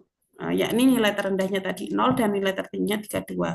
Untuk mengetahui model deret waktunya harus dilakukan differencing next agar data stasioner. Nah, ini adalah differencing yang satu kali ya. Jadi sudah agak stasioner, bukan agak ya stasioner gitu. Oke, next. Setelah differensi satu kali, terlihat gambar data hasil translasi. Oh, masih belum stasioner karena masih ada data yang terlalu ekstrim gitu ya. Maka kita lakukan differensi 2 kali. Nah, untuk model ini kemungkinan data tidak dapat dimodelkan dengan model deret waktu stasioner, harus dimodelkan dengan data non stasioner. Next. Nah, ini. Next lagi. Nah, ini. Pada grafik sebelumnya, data penjualan rumah tidak stasioner. Nah, dari grafik terlihat semakin besar waktu, semakin terjadi pembelian dan penjualan rumah semakin meningkat. Nah, grafik tersebut memberikan informasi bahwa minat dari masyarakat dalam harga jual beli rumah meningkat dan hal tersebut merupakan informasi penting bagi investor rumah. Memang harganya terlalu naik turun gitu ya, terjadi tren yang tinggi gitu ya. Nah, jadi ini menarik. Investor itu akan tertarik begitu. Kemudian ini ke stasioner frekuensi penjualan rumah yang dilakukan stasioner sekali. Kemudian lanjut lagi penjualan ya yang tadi. Dari grafik tersebut terlihat bahwa model yang ada kurang stasioner, maka perlu dilakukan diferensi sebanyak berapa kali tergantung kebutuhan. Nah, pada diferensi satu kali diperoleh cukup stasioner walaupun belum benar-benar stasioner. Jadi sebenarnya paling enak itu ya AR1 ya kalau sudah mendapatkan data yang stasioner. Tapi karena kalau sudah AR2 nanti Y-nya itu akan nambah gitu teman-teman. Dan biasanya teman-teman tuh lebih suka kalau Y-nya hanya 1 gitu. Biar yang penting konsepnya dapat gitu. Nah ya ini adalah bentuk ACF dan PACF terlihat di sebelah kiri saya itu adalah bentuk ACF. Sedangkan di sebelah kanan itu PACF. Nah biasanya biasanya untuk mendapatkan coba Mbak next kayaknya nah ini dari plot ACF dan PACF frekuensi penjualan rumah data diferensiasi mengikuti model time series ARMA 2,1. Jadi data mengikuti model time series ARIMA 211. Hal tersebut menginformasikan bahwa minat jual beli masyarakat Semarang cenderung naik gitu. Nah, ini merupakan informasi yang cukup berharga bagi investor. Oke. Next. Nah, kalau ini harga penjualan tanah gitu ya. Next. Terlihat sekali bahwa data kalau sudah naik turun itu cukup stasioner dan mengindikasikan bahwa nilai tanah dalam selang waktu 3 tahun harganya cenderung sama. Nah, ini bermanfaat untuk mengetahui harga rumah dengan fasilitas tanah gitu. Oke, naik next. Nah, ini kalau ini plot ACF harga tanahnya. Kalau ini PACF-nya, next lagi. Berdasarkan rasio ACF PACF-nya data mengikuti ARIMA 11. Nah, ini mengindikasikan bahwa harga tanah cenderung stasioner. Next lagi. Kalau ini per partisipasi ya, plot harga rumah per partisipasi. Next. Grafik tersebut adalah pola harga tanah per partisi yang masuk dari partisi. Di sini adalah nilai satu partisi itu 1 kamar. Dan untuk kamar mandi, kamar pembantu mendapatkan nilai 0,5 partisi. Grafik tersebut menunjukkan bahwa harga partisi rumah cenderung naik dari waktu ke waktu. Hal ini cukup menjadi perhatian bagi para calon pembeli rumah. Next lagi. Dari plot ACF dan PACF, harga rumah per partisi mengikuti model ARIMA 211. Next lagi. Nah, langkah selanjutnya itu adalah melakukan penaksiran parameter model. Jadi untuk mengetahui eta-etanya tadi itu loh ya, V dan etanya tadi itu, yang saya maksud dengan menaksir parameter model. Lalu kalau sudah mendapatkannya, dimasukkan lagi ke dalam rumus, lalu kita bisa menentukan forecasting atau ramalan data selanjutnya. Bisa meramalkan data ke bulan Januari 2024. Nah, kalau sudah begitu, nanti dicocokkan dengan aslinya, nanti selisihnya berapa. Nah, kalau selisihnya semakin kecil, berarti analisis dari waktu kalian itu cocok, tepat, sudah benar. Lalu membandingkan model terbaik gitu ya, tadi mencari informasi harga rumah dan tanah di masa mendatang dan membandingkan nilai efisiensi waktu pembelian. Terima kasih Mbak Maulida Nuril, saya kembalikan.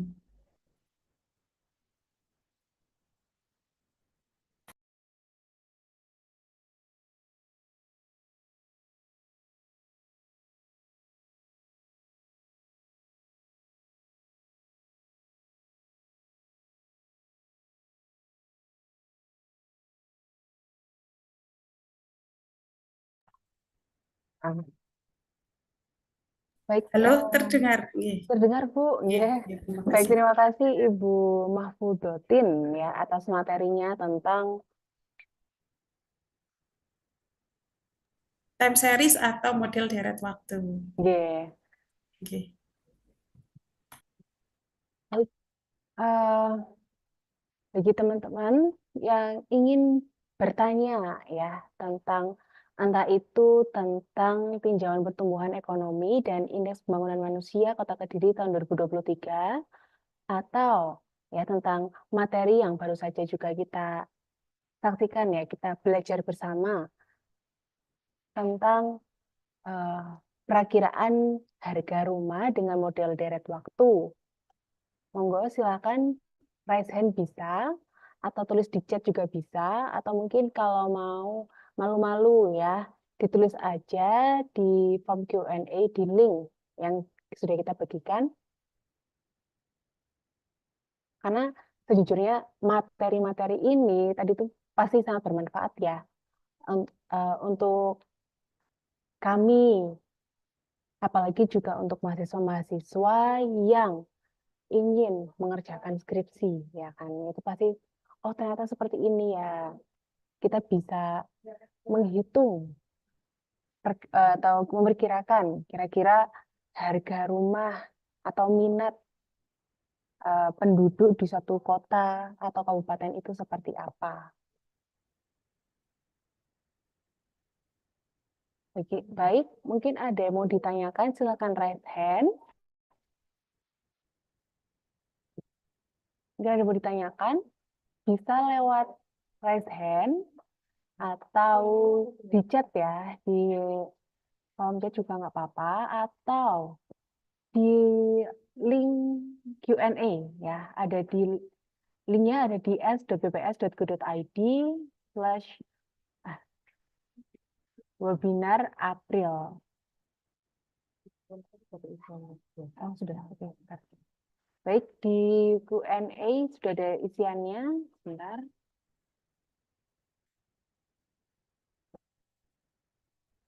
Jadi ini ada pertanyaan dari Pak Effendi. Beliau dari media online di Kota Kediri. Nah, pertanyaannya ini mewakili teman-teman media ya. Melihat fakta situasi geopolitik di luar negeri, ya, seperti perang Rusia Ukraina, Israel Palestina dan sebagainya, apakah secara makro akan berdampak terhadap perekonomian mikro di NKRI khususnya di Kota Kediri? Lalu apakah tanda-tanda pengaruh global tersebut nampak pada data-data yang disampaikan pada tahun terkini dari tahun 2022 hingga tahun 2024. Berarti seperti ini ditanyakan nanti ini untuk Ibu Diartnani ya. Monggo mungkin Ibu Diartnani.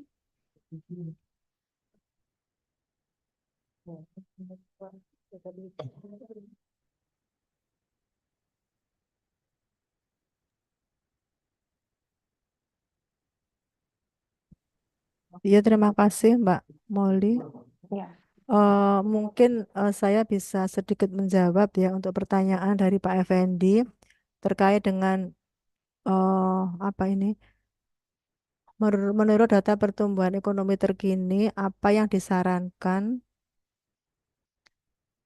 kepada para wirausaha di Kediri untuk mengembangkan bisnisnya? Jadi sebenarnya kalau kita melihat ini tadi untuk laju pertumbuhan ekonomi yang tertinggi ada di sektor konstruksi, kemudian berikutnya penyedia akomodasi mamin dan transportasi pergudangan. Ini kayaknya ini juga ini apa bisa dikembangkan karena di sini sudah masuk 3 terbesar pertumbuhan ekonomi ya dengan adanya Bandara Kediri, Bandara Doho Kediri yang sudah beroperasional meskipun masih 2 hari seminggu itu mungkin bisa dikembangkan di sektor penyediaan akomodasi mamin yang pastinya mungkin secara tidak langsung berpengaruh kepada apa penumpang yang turun di bandara atau naik ke bandara. Kemudian juga transportasi itu ada untuk mendukung apa itu eh, pergerakan menuju dan keluar dari bandara. Itu kayaknya ini sudah hampir sesuai dengan pertumbuhan ekonomi yang ada. Jadi di sini kalau penyedia akomodasi mamin itu nomor 2, kemudian transportasi dan pergudangan itu pertumbuhan ketiga. Nanti mudah-mudahan ke depan untuk sektor-sektor ini kalau nanti untuk mendukung keberadaan bandara itu lebih bisa dioptimalkan, nanti tentunya akan berpengaruh pada pertumbuhan ekonomi eh, Kota Kediri ke depan. Kemudian yang terkait dengan perang di situasi geopolitik perang Rusia Ukraina kemudian Israel Palestina sebenarnya secara umum dampak dari perang ini adalah terhadap harga-harga yang sekarang ini diterima oleh masyarakat utamanya sebenarnya kalau untuk Rusia dan Ukraina ini adalah impor bahan baku yang kemarin itu sempat mengalami ini ya, mengalami permas gejolak tahun di awal-awal perang itu kayaknya kesulitan bahan baku sehingga berpengaruh mungkin dampaknya secara besar mungkin belum berdampak di Kota Kediri karena ini dampaknya kan dampak nasional. Tetapi kalau misalnya pengaruh globalnya terhadap data-data yang sudah dikumpulkan itu adalah pada secara tidak langsung pada harga. Itu mungkin yang bisa kami sampaikan.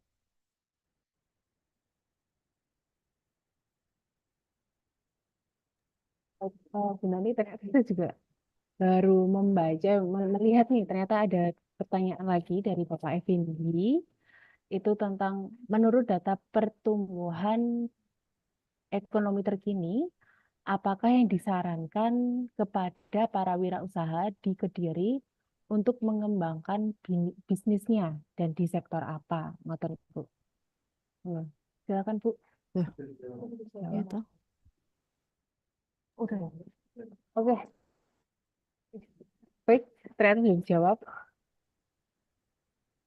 Baik, mungkin untuk teman-teman dari mahasiswa mungkin yang penasaran, yang pengen tahu lebih dalam tentang pertumbuhan ekonomi atau IPM, silahkan ditanyakan langsung, boleh dinyalakan mic-nya atau raise hand, ataupun tulis saja pertanyaan di room chat juga nggak apa-apa.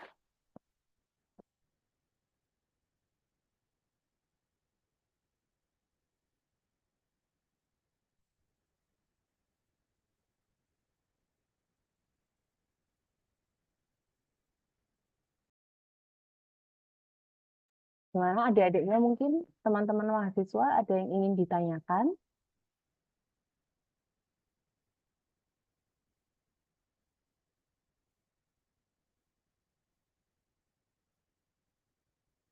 Baik. Atau yang bertanya tentang ini, apa namanya, perkiraan harga dan minat dan harga rumah, jadi tentang statistik, ya kan? Oke, ini ada pertanyaan ya dari Bapak Budianto. Ini ditujukan kepada Ibu Mahfudotin. Nah, pertanyaannya adalah, apakah error faktor selain dalam permodalan secara signifikan dapat menentukan model terbaik? Monggo, Bu. Baik, tanggapi. Ditanggapi. Ya, terima kasih banyak kepada Bapak Budi. Akan saya jawab gitu nggih. Apakah error secara signifikan dapat menentukan model terbaik? Jawabannya adalah iya. Karena karena suatu data itu eh, akan dipengaruhi oleh yang namanya white noise. Nah, white noise ini berasal dari asumsi ET tadi. ET tadi kan berdistribusi white noise dengan rata-ratanya adalah 0 dan kovariansi adalah sigma E kuadrat begitu. Sehingga error ini itu sangat berpengaruh sekali terhadap suatu model terbaik itu. Nah, lalu nanti secara teori, tapi kalau secara program untuk menentukan model terbaiknya dengan melihat AIC dan BIC tadi. Nah, untuk teman-teman yang ingin belajar AIC, BIC itu seperti apa, boleh mengikuti perkuliahan saya atau bagaimana, boleh bisa melihat buku karya Kreyer gitu, namanya adalah model statistik analyze, begitu, Mbak Maulida. Jadi memang jawabannya adalah iya. Terima kasih. Oke, baik Ibu Mahfudotin atas tanggapannya.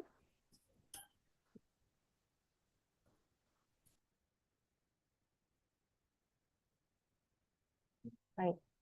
Selanjutnya mungkin ada yang mau ditanyakan teman-teman yang mengikuti webinar pada pagi hari ini.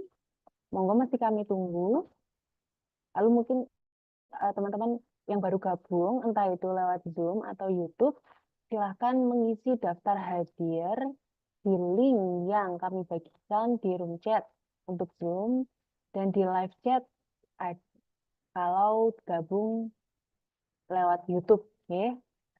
Silahkan untuk mengisi daftar hadir, karena nanti teman-teman yang mengikuti webinar pagi hari ini akan mendapatkan sertifikat ya, walaupun mungkin sertifikatnya nggak langsung, nanti memang harus ditunggu. Jadi mungkin eh, tanggal 2 atau tanggal 3 bisa diunduh ya di link yang sama. Jadi linknya silakan dicatat dulu, linknya dicatat untuk nanti biar tahu sertifikatnya sudah siap atau belum.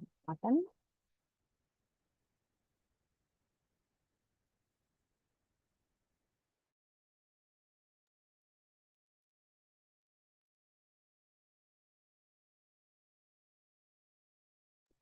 apakah ada yang mau bertanya?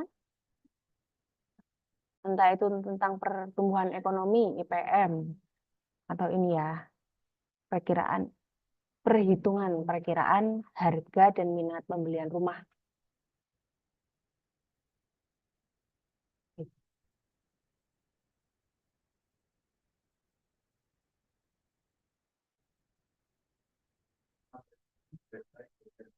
Ya, ya, baik.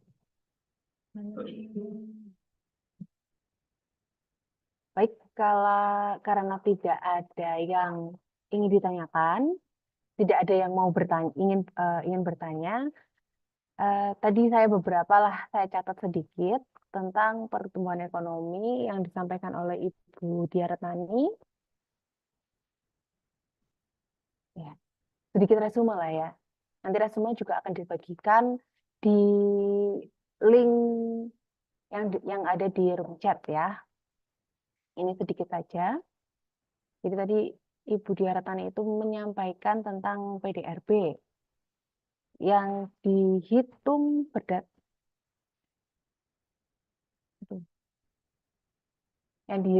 atas dasar harga berlaku atau ADHP dan juga atas dasar harga konstan atau ADHK.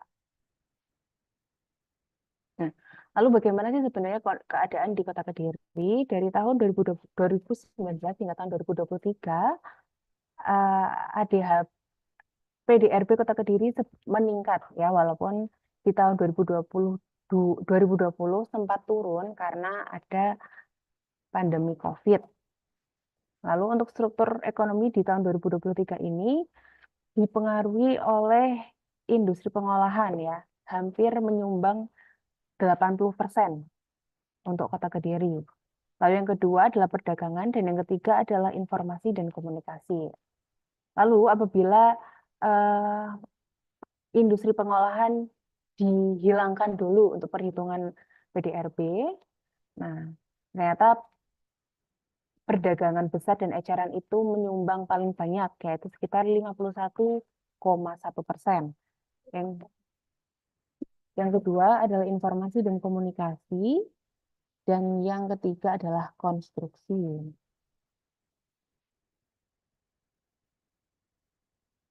Lalu pertumbuhan ekonomi tahun 2023, jika dengan pengolahan ya, jadi sektor industri dan pengolahan ini dimasukkan,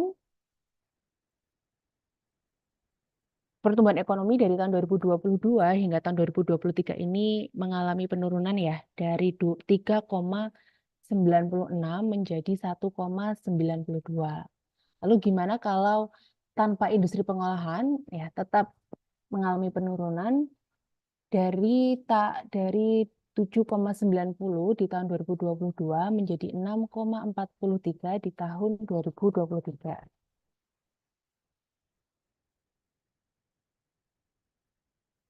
Nah, lalu PDRB di Kota Kediri, jika sektor industri pengolahan dimasukkan, itu sebesar 541.113 juta per kapita dalam per tahunnya. Nah, jika industri pengolahan dikeluarkan, PDRB Kota Kediri hanya sebesar 108.280 80 juta rupiah per kapita per tahunnya.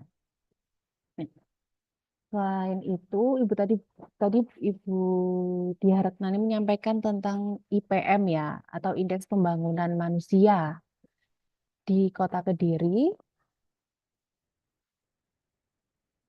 IPM itu dihitung dari usia harapan hidup atau UHH, tingkat pendidikan, itu dari rata-rata lama sekolah dan harapan lama sekolah, dan yang ketiga adalah standar hidup layak. Ya, perhitungan standar hidup layak menggunakan rata-rata pengeluaran per kapita real yang disesuaikan. Nah, IPM di Kota Kediri pada tahun 2023 ini yang paling tinggi jika dibandingkan dengan kabupaten kota yang ada di Karisidenan Kediri ya, sebesar 80,97 atau bisa dikatakan tinggi jika dibandingkan dengan kabupaten kota lain di Karisidenan Kediri. Nah, lalu sedikit lagi tadi saya juga sedikit mencatat lah ya tentang yang disampaikan oleh Ibu Mahfudotin ya tentang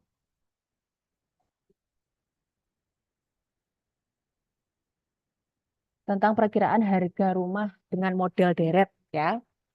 Tujuannya tadi tuh beliau bertujuan untuk melihat tren minat pembeli tanah dan rumah, lalu melihat tren harga tanah dan rumah serta prediksi harga rumah beberapa waktu ke depan. Nah, model deret waktu dilakukan melalui ACF dan juga PACF.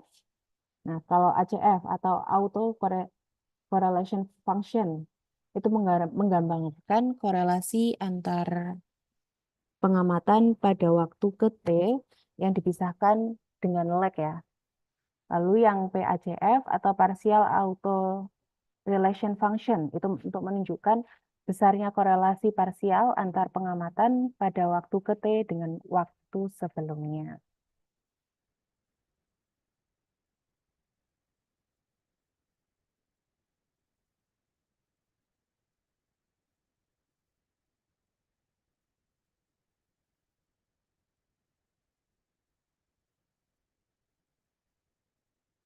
Nah, lalu secara umum model deret waktu, nah itu ternyata juga bisa diidentifikasi dari ACF atau PACF dapat dibagi menjadi 4 ya, menggunakan auto regresif atau AR, moving average atau MA, atau regresif moving average atau ARMA atau ARMA, dan yang keempat adalah auto regresif integrated moving average atau ARIMA. Ya. Dan itu tadi yang beberapa catatan yang saya tulis ya untuk notulen nanti akan dibagikan di link yang dibagikan di room chat. Sebelum kita mengakhiri webinar kali ini, saya ingin sedikit menyampaikan tentang sosialisasi website BPS Kota Kediri.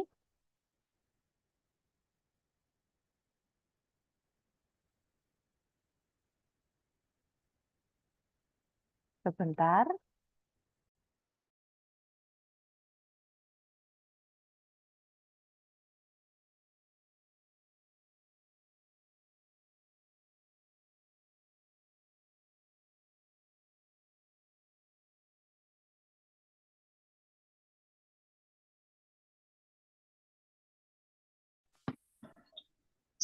Rumusnya adalah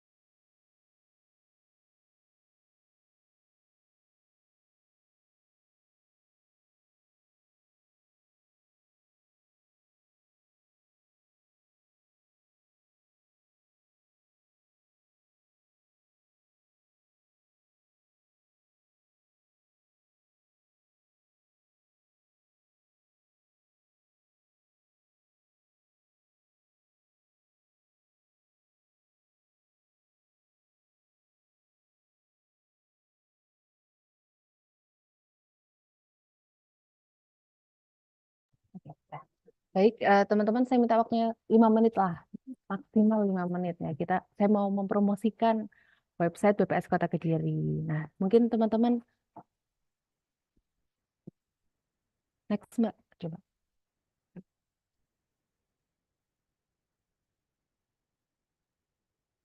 Nah, website BPS Kota Kediri ini bermanfaat ya untuk teman-teman. Nah, oke ini. Jadi website Kota Kediri, alamatnya apa sih gitu ya?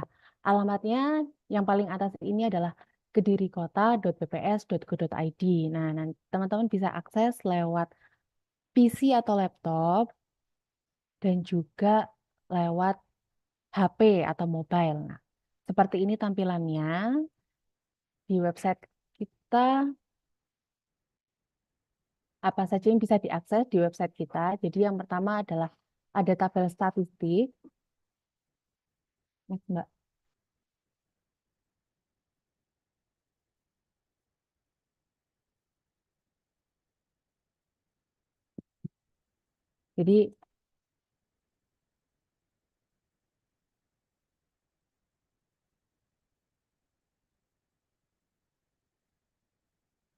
Jadi ada tabel statistik, publikasi, berita resmi statistik, seranai rencana terbit, dan juga tabel dinamis. Nah, mungkin teman-teman kalau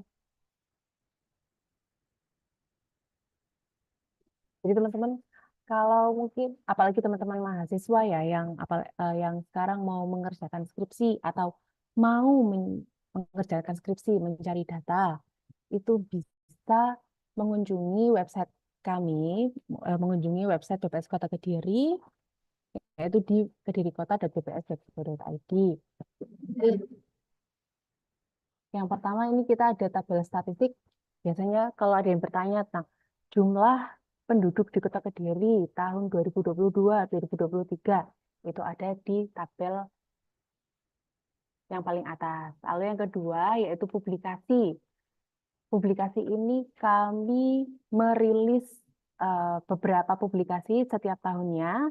Contohnya di akhir tahun kemarin kita merilis tentang statistik kesejahteraan penduduk di Kota Kediri, atau yang paling baru itu tentang ini ya, Kota Kediri dalam angka 2024. Isinya itu ya sama, teman-teman bisa akses sendiri di website kami tentang publikasi Kota Kediri dalam angka. Nah, atau yang setiap bulan kita juga merilis tentang berita resmi statistik inflasi di Kota Kediri. Nah, sebenarnya kondisi inflasi di Kota Kediri ini seperti apa? Naik atau turun? Ataupun tadi tentang pertumbuhan ekonomi juga bisa diakses di kedirikota.bps.go.id. Apabila teman-teman mungkin sekiranya kesulitan ya untuk mengakses data-data yang diperlukan di web, teman-teman bisa datang langsung di PST Kota Kediri. Alamatnya di Jalan Penanggungan nomor 14G, atau nanti di webnya itu ada nomor HP yang bisa dihubungi. Seperti itu. Baik, itu saja sih yang saya mau promosikan ya tentang BPS Kota Kediri. Baik, nah ini di layar. Jadi kalau teman-teman mau mencari data, silakan hubungi via WhatsApp. Nah, ya, via WhatsApp ini yang paling gampang ya, yang paling sering kami dapat. Nah, dengan nomornya 0811350351. Baik, terima kasih. Sosialisasi website kita sudah selesai ya teman-teman ya. Jadi waktunya nggak sampai 5 menit kayaknya.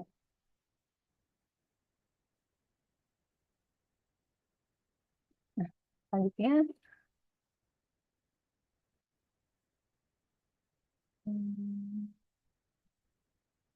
sebelum kita tutup acara webinar pada pagi hingga hampir zuhur ini, izinkan saya untuk berpantun lagi ya. Tadi kan untuk membuka ada pantunnya, kita tutup juga harus ada pantunnya. Jangan lupa nanti harus ada cakep dan artinya. Oh, Beli buku kosong tidak ada isinya. Ada cakep. pensil hitam, ada pensil hitam warnanya. Cakep. Terima kasih atas ilmu barunya. Sampai bertemu di sesi berikutnya. Tepuk tangannya silahkan.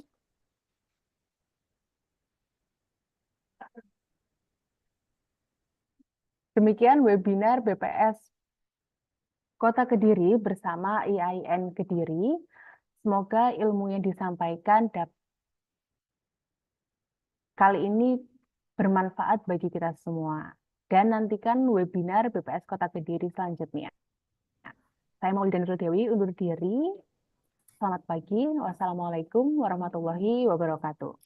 Waalaikumsalam warahmatullahi Warahmatullahi wabarakatuh. wabarakatuh. Terima kasih Kakak Maulida. Terima kasih banyak untuk para peserta, moderator dan narasumber untuk hari ini. Mohon izin menutup Zoom meeting. Terima kasih. Baik. Silakan untuk live ya. Terima kasih semuanya. Terima kasih ya Bu. Oke, sami-sami Bapak, Ibu. Moderatornya kayak penyiar Telkomsel. Nggih, Mas. Nggih, jas niku. Senior niku.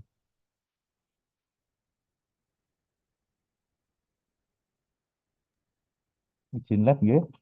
Baik, saya ending ya.